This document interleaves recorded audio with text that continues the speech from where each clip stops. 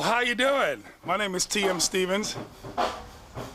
Generally, the band travels in a limo. I travel in the back of the van with the equipment. I want to welcome you to my world.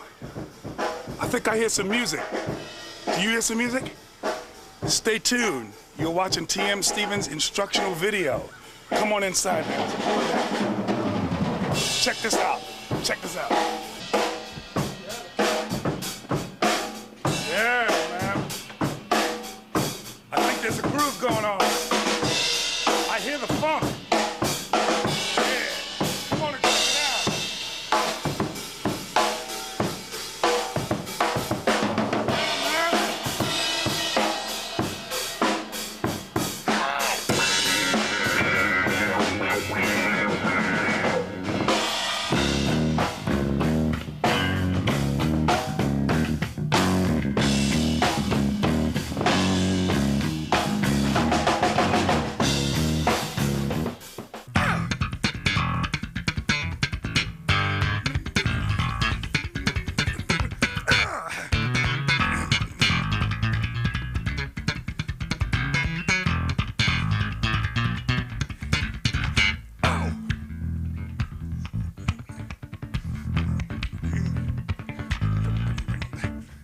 Hello, my name is T.M. Stevens.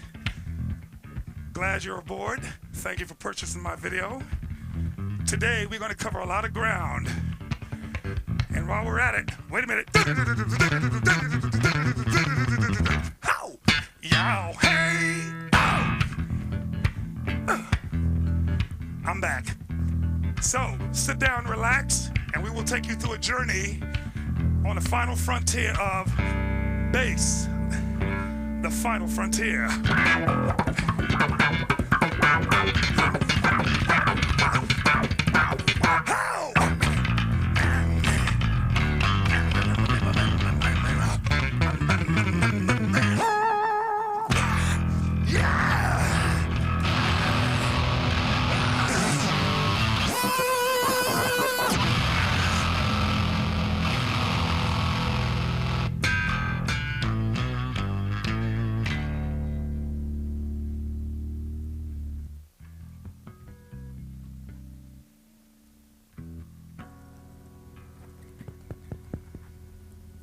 Peace. Don't go nowhere.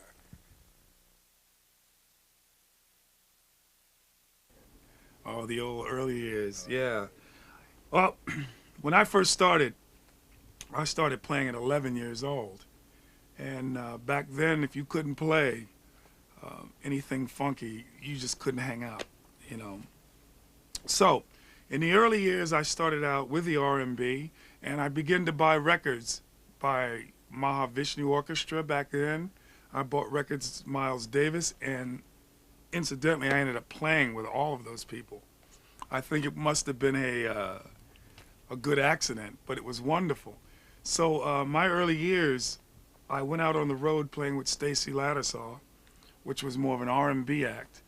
And then somehow I got picked up by Norman Connors and Pharoah Sanders, who's a jazz horn player. And from there, I went into jazz and fusion with Mahavishnu, Al Di Meola.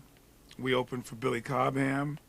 And my first official band was Narada Michael Walden, who also played with Mahavishnu. So it was very interesting. And I would do a Broadway play in which I met Narada Michael Walden because it was across the street from the Professional Percussion Center. And Narada said, would you come and play with me for half the money? And I said, I'm an artist first, so I left the play, I left the security and went on the road in the station wagon. And I've been gone ever since. Yeah. My musical influences started out when I was very young with the Reverend Jimi Hendrix.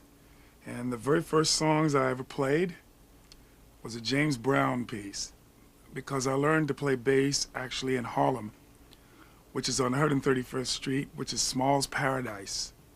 And back then there was big jazz artists playing every like night, and I would go down and listen to what they did.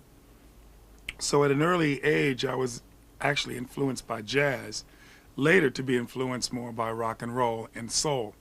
But soul was my first thing, which is the Motown era. James Jamerson was one of the famous bass players that played with the Jackson 5 and you name it, Four Tops. And his style of bass playing is very rhythmic, but extremely complex, off the root notes, which we'll get into later in the video. Larry Graham was another one of my favorite influences. He's the bass player from Sly and the Family Stone, and he initiated the thumb technique. There's a lot of controversy about who invented thumb. Larry Graham, I just want to say officially invented the thumb playing. Other players, like I said, Jimi Hendrix influenced me. Jimmy Page with Led Zeppelin was a big influence because of his originality. Sly and the Family Stone. I like Metallica too. And as we go on in the video, I'll tell you a few more, but those are my basic influences. And of course, Miles Davis and early jazz because of the experimentation.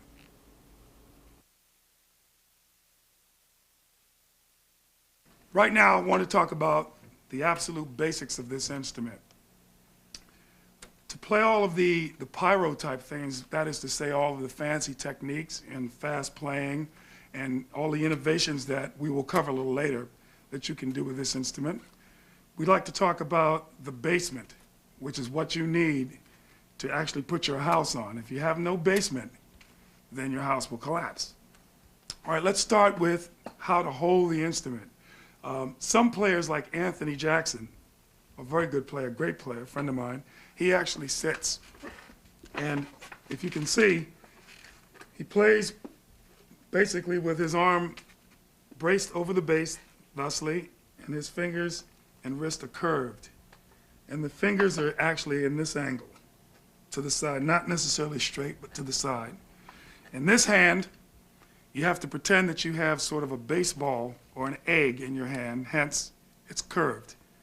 This prevents you from getting cramps or cramp too easy. So if you can see it, I'll come this way. This is the correct position on the bass. Okay. When you're playing, actually in the finger positions, you want to spread your fingers so that if you're in, say, the key of C, that all four fingers are covering 4 frets. Thusly and backwards. Some of us, and a lot of players and myself when I first started, used to play things where we would go this way, slide this way, this way, this way, and mix the fingerings up. When you actually put your fingers in the right position, you're able to get a bit more speed and accuracy. Okay, next, it's your thumb. Should be against the bass in such a way where it's supporting your fingers. Some players tend to play with their finger this way. You're not in a good position to actually hit with accuracy on a lot of the frets. So you don't want to play this way. You want to play more this way.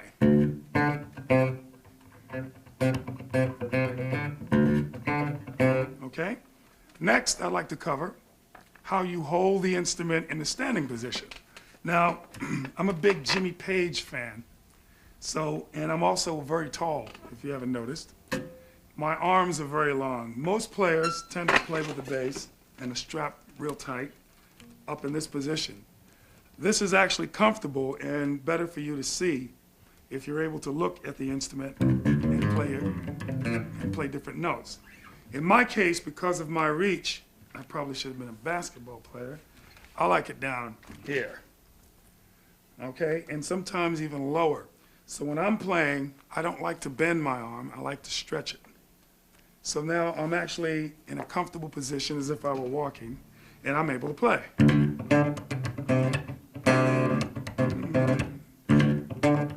Okay? Next, we'd like to demonstrate, or I would like to demonstrate, finger technique. Some bass players, great bass players actually, play with a pick to get a plectrum sound, or more of a... In my particular case, I use the fingers for that, and I've never played with a pick because for my taste, I like the sound of actually fingers on the strings. So what I do is I practice. If, say, we choose a note like C sharp for no other reason, I'll take my fingers. You can watch, I'll do it real slow. I'll count in 16 notes. 1 E and A. 1 E and A, 2 E and A, 3 E and A, 4 E and A. This is very important, and it's very important to actually do it by metronome so that your playing is very even with your fingers. Most of the groove, if not 90% of it, will come from this hand, these fingers. These fingers will actually play the notes and cause your mutes, which I'll show you. A mute would be, and in funk music, muting is extremely, extremely important. So back to this hand for now. We'll go back to that. So what I do, my way of practicing, is I'll start real slow. 1 E and A, 2 E and A, 3 E and A, 4 E and A. And that causes my fingers to be a bit more consistent and even in volume on both fingers. The next step on this would be to play it and then play the octave, which is the up. 1 E and A, 2 E and A, 3 E and A, and that gets you used to actually moving your fingers across the strings as well as here. Each day, I try to speed that up, so by the end, hopefully you're able to play more. The first exercise, the second exercise.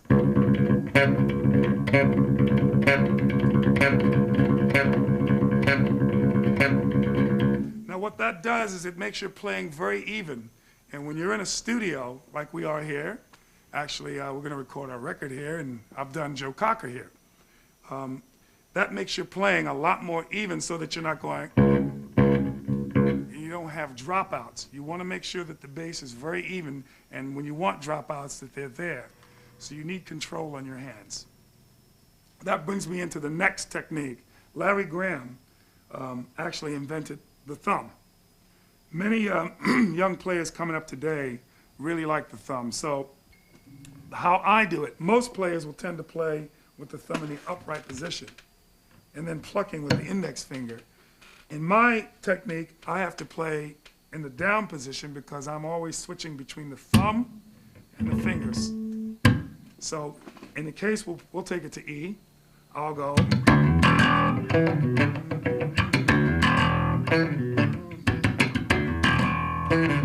If you notice, I'm actually plectrumming.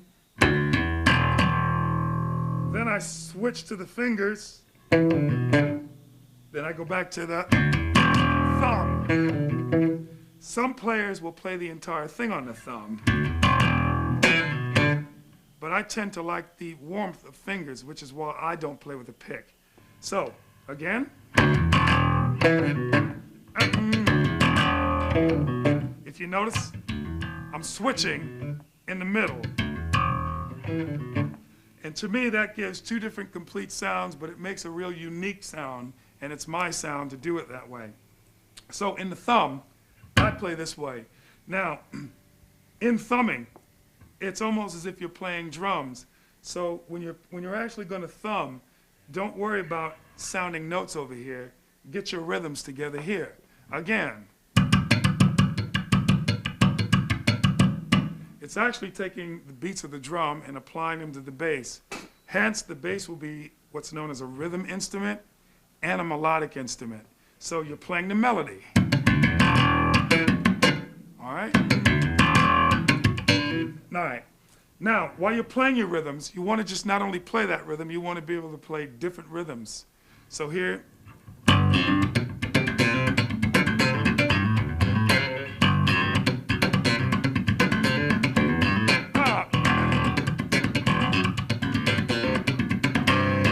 So what I'm doing is I'm complying and applying different kinds of polyrhythms within this hand, and this hand then attains all of the notes.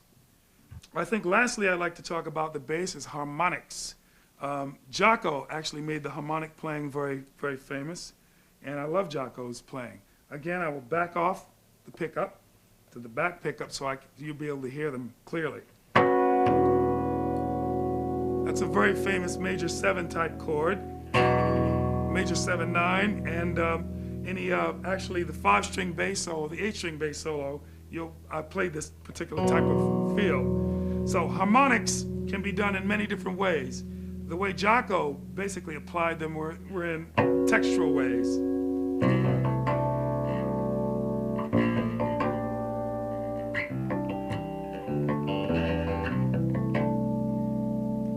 Now what I did is I took the same technique, the same way of playing the harmonic, and I took it and made it into a bit of a more rhythmic type thing. So if I were to take his harmonic, the major 7 and E, take this chord, take this chord, I generally make a rhythm out of it. Hence.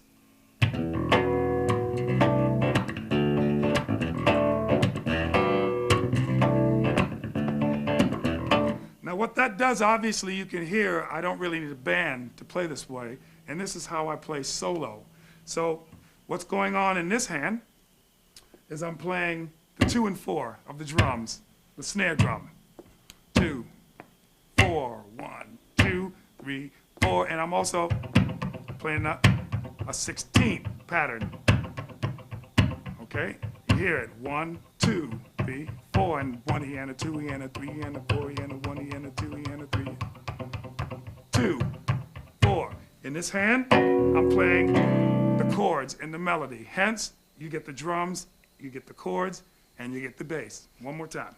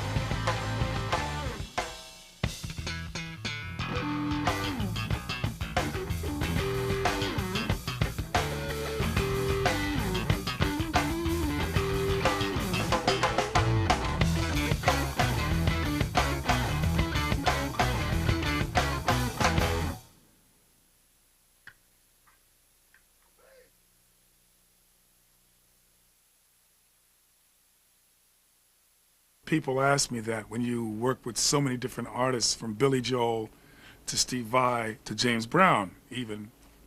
In fact, this very room here is where we did Unchain My Heart with Joe Cocker. That was about 6 years ago. We came in here, and I'll tell you how Unchain My Heart happens, which answers your question. Unchain My Heart is a Ray Charles tune, and it was a blues tune. And he said he wanted to do something different with it. Well, it's because I knew how to play more Sly and the Family Stone from playing in bands like that. I started playing a Larry Graham style, and thus it was a big hit. So playing with so many different musicians and musics, it's like vocabulary. Each time I play with someone, I add to my technical ability, I add to what I already know. And some people say, well, when you play with Miles Davis and then play with Joe Cocker, are you selling out? I say absolutely wrong, absolutely not, because while I'm with Joe Cocker, I'm still taking what I learned with Miles with me to Joe Cocker. So I don't subtract, I'm addition. So I wish today that the young players had more opportunity to play many different things. But today the industry is very separate. So if you're playing grunge, you have to play only grunge or only rock, or only R&B. When I started, you played everything or you don't eat. In this segment of the video, I'd like to talk about the various styles that I'm called upon to do in any given week or any given record or project. For the most part, if you're playing in a grunge band or a heavy rock band, you generally play mostly in that style of music, especially the way the market is today in marketing. But when you do sessions and different projects, you're expected to know a lot of different things and different ways to play. So we'll just cover a few of these here. And we also have some special guests in the house, and we'll demonstrate that actually in an ensemble situation. But let's start with, well, say Joe Cocker. With Joe Cocker, he plays a bit of a pop, but it's a pop rock. And in this very room, we created Unchain My Heart. And basically his style was a bit of a Larry Graham, Sly and the Family Stone type of style, which is more of a funk rock mixed with a pop change. So you would take your thumb and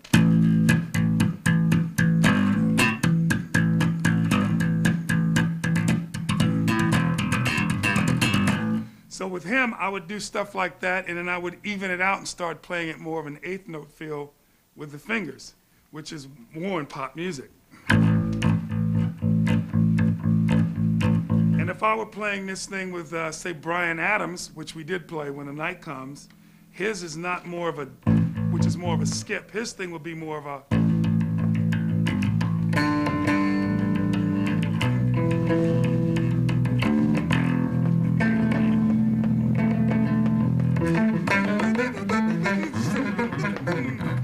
okay? So basically what I'm saying is with the fingers, you can play eighth notes, and if you play like the 1, 6, 4, 5 type progressions, then you have more of a pop. So you have a,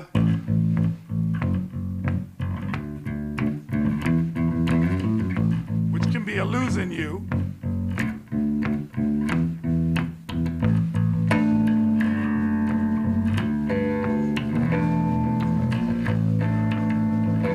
Okay, so that is one style, actually in the pop idiom. And another way I can play pop is actually with a hint of reggae, because today in reggae you have a lot of bands like the B-52s that are playing that a lot. You have, I mean, it's just endless. And so what you do is you take the melody and you use it on the upbeat, or what they call a checker, man, which is a upbeat. And in the bass, what it does, it speaks and waits for an answer. So you have sound and space. So let's pretend that I have the guitar and you have, and the bass will go.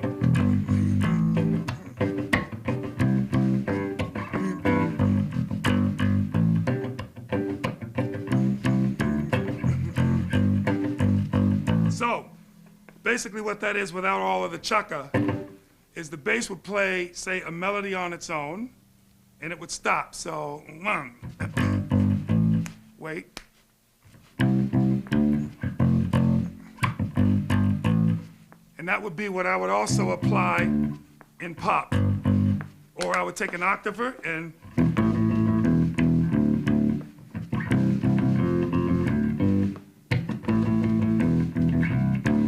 rest.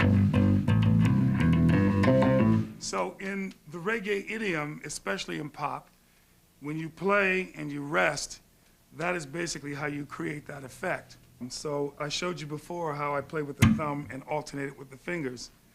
In these idioms, I'll tend to play more bigger lines and more, I'll just do it for you. So you take a line,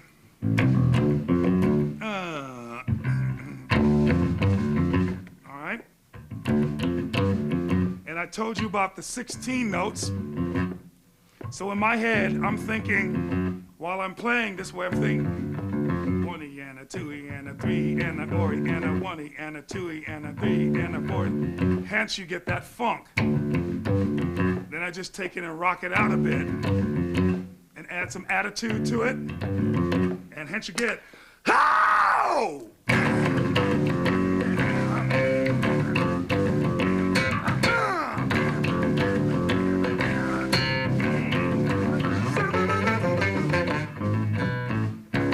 So that is mostly in the attitude. It was the same notes that I played, but I played them very hard and very heavy. And in most of your grunge musics, and musics in that idiom, which is heavy, is played with that attitude. So if you're playing more of actually a Phrygianist type thing,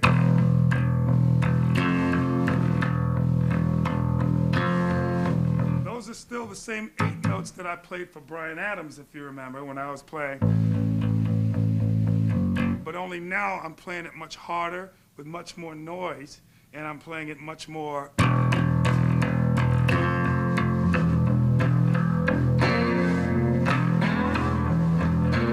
So it's actually the same technique, just played with a different attitude. And sometimes I've been called on in the old days, which is one of my greatest heroes, which is James Jamerson. And he actually initiated the Motown sound, which is actually taking the thirds and the 10th and just doing different things and changing the root notes sometime. And what I mean by that is you count the scales, 1, 2, 3, 4, 5, 6, 7, 8, 9, 10. That's actually a 10th or a third. So if I were playing in that idiom, which is more of a Motown thing,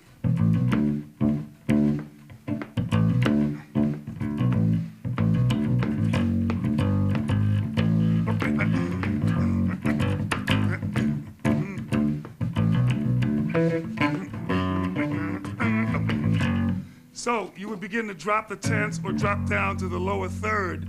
And that was the great music of James Jamerson, especially when he played all of those, you know, whatever it is. I'm not playing right.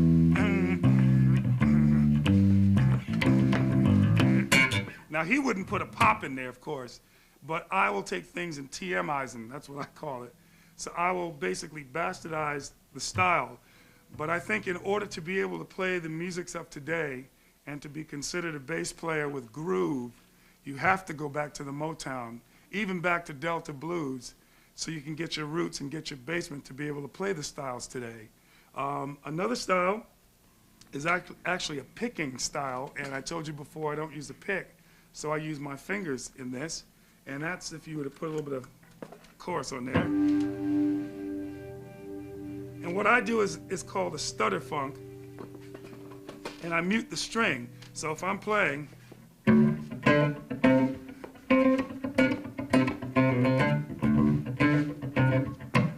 all right, so what I'm doing is basically muting the string here and taking my fingers and using the picking or the plectrum. So I showed you that before. And that also works in a lot of the musics that I'm playing now, in terms of when I'm playing, say, for instance, on a funk gig that's not quite R&B. So you'd have a...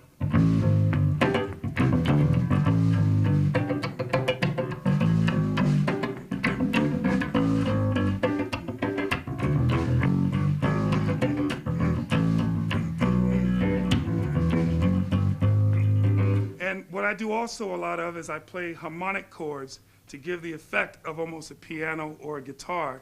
especially if the guitar player is soloing. In the case of Stanley Jordan, who you will see later in this video, he tends to dominate all of those things by playing both patterns.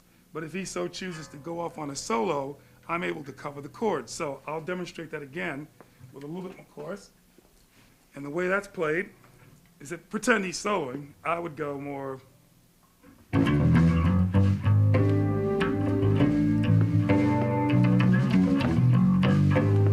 can hear those chords. Now, that means that the soloist is not missing anything in the bottom, whereas if I were to just play it, it's a bit empty, which is sometimes okay, all right? But when I add the harmonic,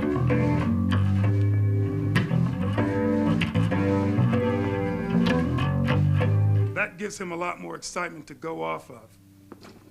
The last style I get called to play sometimes is, especially in jingles, they're very simple styles. And more or less, you can take a simple line, but if you have the groove, and I told you the groove is the most important thing, you can make the most simplest thing actually talk. So I take all the effects off, no effects, and let's just say you want to play. All right, that's a simple line. Apply the 16th note thing. 1 Eana, 2 Eana, 3 Eana, 4, put in your brain, and you have. So you're taking basically a simple line and making it into something. Now, if you take the James Jamerson thing, here's another thing. You can also go.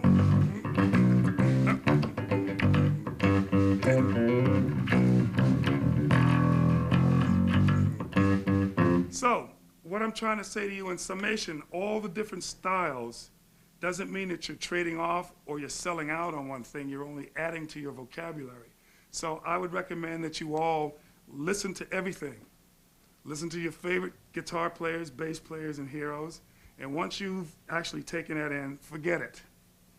And what I mean is forget it. Don't try to emulate. Come out with it your way. But take all the styles.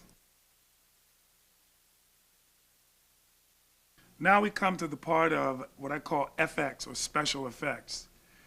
In my band, Out of Control, I spend a lot of time doing the lead vocals. So I set up what is known as actually a pedal board. And it's a homemade pedal board, but it's very compacted for me to have easy touch to it.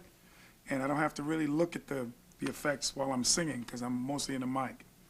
So first, there have been a lot of enhancements and advancements in the bass guitar itself, both technically and sonically.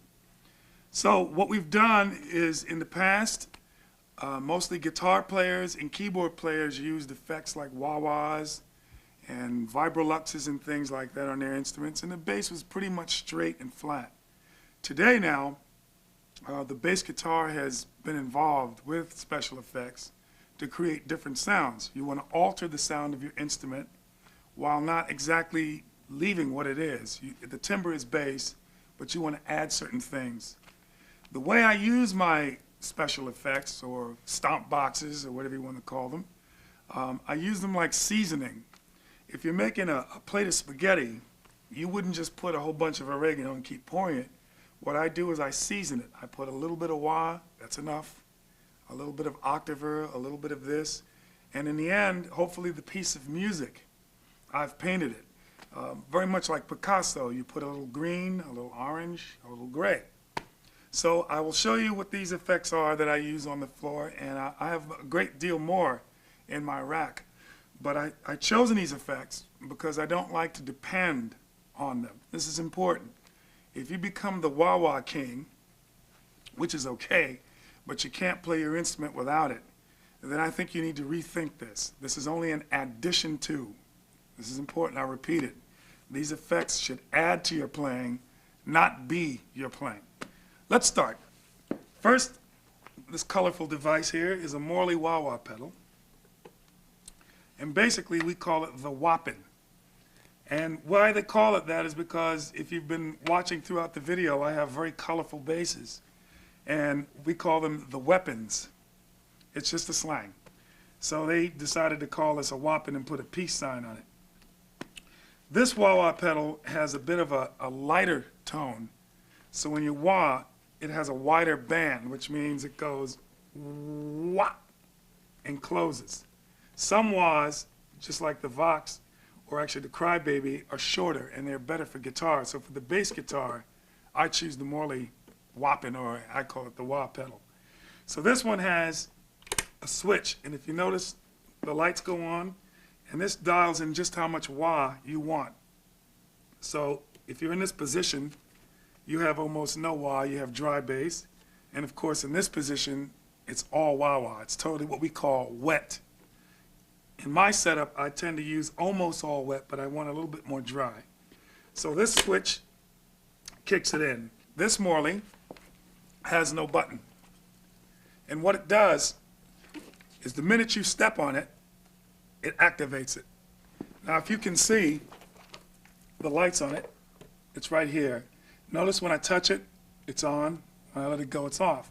So if I just want to do, like I told you, season a song, I come over, step on it, do what I have to do, and it's off.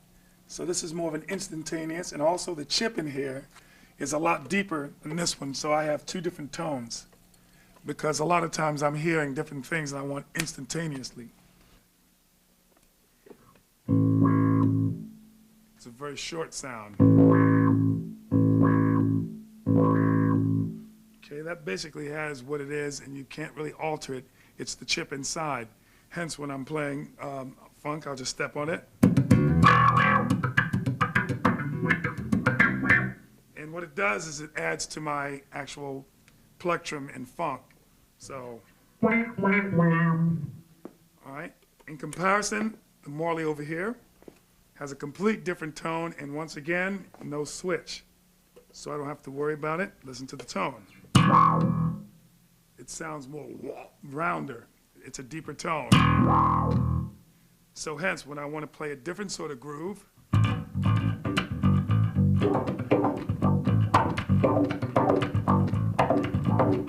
it accentuates my harmonics, it accentuates the low notes. So not only is it good for not having the button, but it also gives me more of a wah. Next to here is what is known as the whammy pedal. This little toy I really like, because what it does is, on a bass guitar, if you were to put a whammy bar on it, it would take the bass completely out of tune and maybe even break strings. So what this does is, in this position, in the black, it takes the bass up 1 octave, or it takes the bass up 2 octaves, which you heard me demonstrating in the beginning of the video when the bass was screaming and screeching up there. And it gives you more of a guitar-esque type feel to the bass. When you go back this direction, you get more of a chorus. So it's a multifaceted pedal. You can do many things with it. And over here, of course, it's a pitch shifter, which you can play in fifths, fourths, and do like a lot of different things, incidentally, that are very popular with grunge bands and one of my favorite bands, King's X, and groups like that.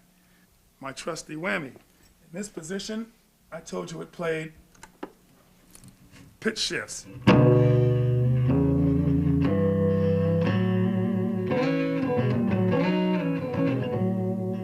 And what that does is, when you use the pedal, it actually gives you almost as if you bent the notes. So, listen to it.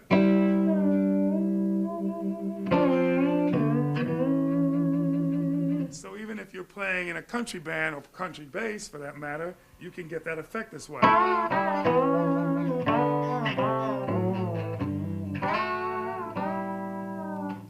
Okay? And in that genre, there's plenty more of those things. I think you get the idea on that. I get a lot of colors with that in solos. When you pick it into D tune, put this all the way up, you get no effect. But as you begin to depress the pedal, you get more of a chorus effect if you like to join your guitar player and fill this out. That sounds like. And of course, it goes all the way. You generally wouldn't want that much, so you just want to get just a little bit. Basically, the octaver, unlike this, you step on the entire pedal and it turns it on, again indicated by here. This button is 2 octaves down. If you're playing a guitar, the more of this you use, the heavier the guitar gets. On the bass, it's already a low-pitched instrument and has a low timbre, so you don't want to use too much of that because it'll sound muddy. So what I tend to do is just give just a pinch for that raw sound. This is 1 octave. This is the one you can use. This takes you 1 octave down, and what it does, it gives that low growl. So this is one of my favorite devices to use. And this, of course, is wet, dry, the same as the wah-wah. I use completely wet. As you're playing a song, take note. You want to add some bottom to the bass to round out the band. Out, in.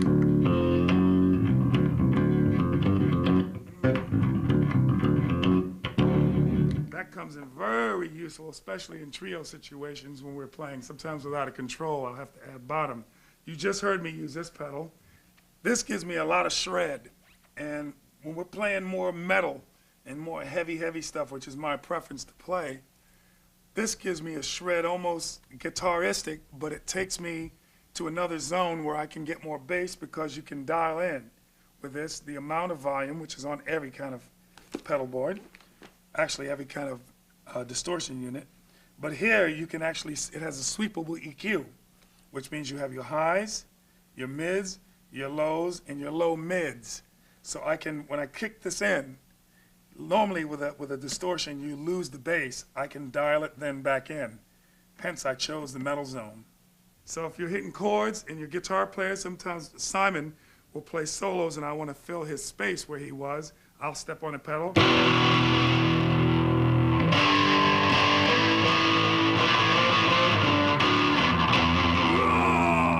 Etc. I have to freak out occasionally. So while I'm doing that, these are basically my array of effects and things that I'm using now. And let me add that in choosing effects, don't choose them because someone else just chose them and they're popular. I would choose something that was personal to me. Like I told you, these particular array of pedals are what enhance my playing and what I enjoy to play with. You may have a different choice. But for now, let's go to the pedal board.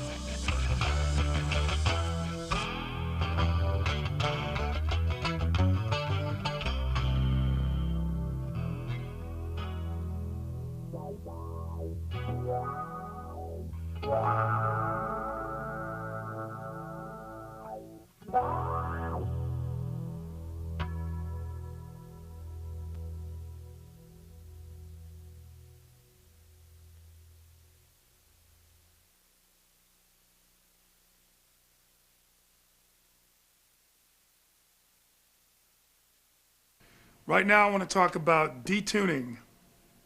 And basically what I mean by that is the normal guitars and bass, well let's talk about bass, 4-string, is normally tuned E, A, D, and G. And of course on a 5-string bass you have a lower string which is a B and a high C on a 6-string bass. But we'll get on a 4-string now. How that pertains to the music today, the way that actually started was a lot of bands, say if they were in a different key, say other than E, and the song was in, say, E flat or D sharp, well, rather than changing position of the hands, they would just actually change their tuning. How that pertains to today and where it's very necessary is if you're playing in a grunge band or if you're playing very heavy music, you want the absolute lowest possible tones that you can get. So in my case, a lot of times it affects keys. If I'm with Joe Cocker or someone and we're playing in D on the A string, and the line is,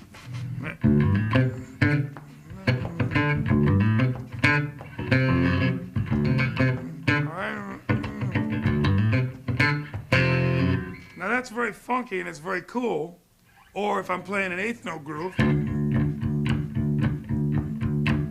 that's cool, but what I'm missing and why I like to play in E or a lot of people is because you have, so the way to get around that is if you're in D or C and you don't have a 5-string bass, is to take the D note if you're in D and detune the E string. Now, you've taken your E string and you've dropped it down a whole step, which gives you that bottom. So if I were to play the same lick now,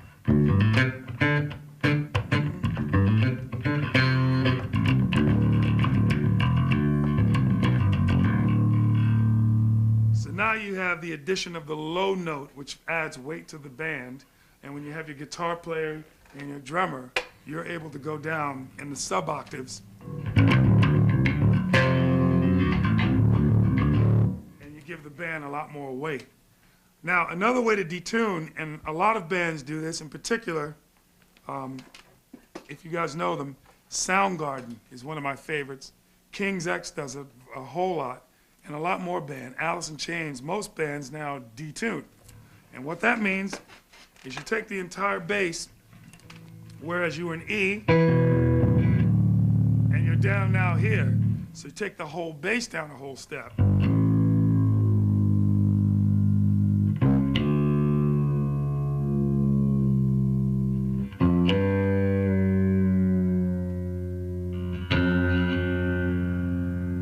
What this does is if I play in the same position, which is the E position, it is really D and it gives us a heavier tone.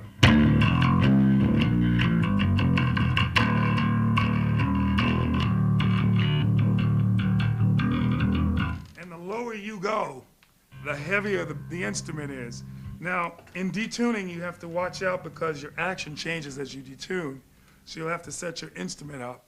But you can actually go as low as you possibly can, and when you play the notes, it will be so heavy, Beavis and Butthead will never ever criticize you again. Okay, so, see? Now if you notice, the timbre of this instrument is getting like a lot heavier and a lot lower. So now I can take my octave, which I said, yeah, turn this down a minute.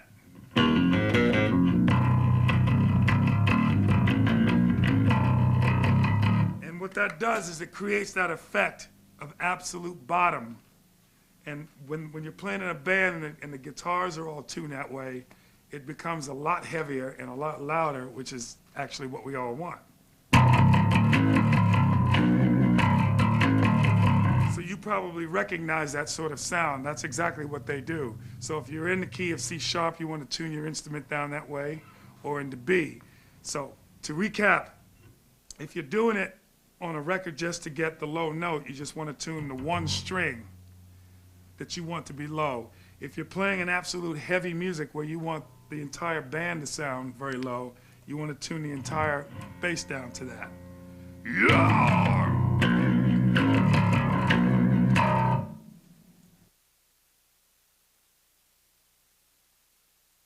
I have a message for all of you out there. You better listen to this, and I mean listen, and that's the key what I'm trying to tell you. If you're playing in a band situation, before you try to play something, make sure you listen to what's being played, because that is part of the job and most of the job of a bass player. Peace. Message number 2 for all of you aspiring bass players and players in general. if you don't work on your groove and you can play 1 million notes, you will get nowhere. The most important thing is the groove. Okay? If there's no groove, totomo mewaku ne. Message number 3 to you young bass players, old bass players, and bass players that are playing on the weekend. Whenever you pick up your instrument, always go at 100%, not 40%, not 99%. Even if you're practicing by yourself, always take it to the max. What I'm doing in the future is some of the hardest, heaviest, funkiest, fastest metal music that you might want to hear. In fact, we're taking all the faders to the top. So right now, get ready for us because it's unpretentious, it's on the bomb, it's Quasi Zeppelin, Hendrix, James Brown all roll into one. Get ready for it. Peace! And shit.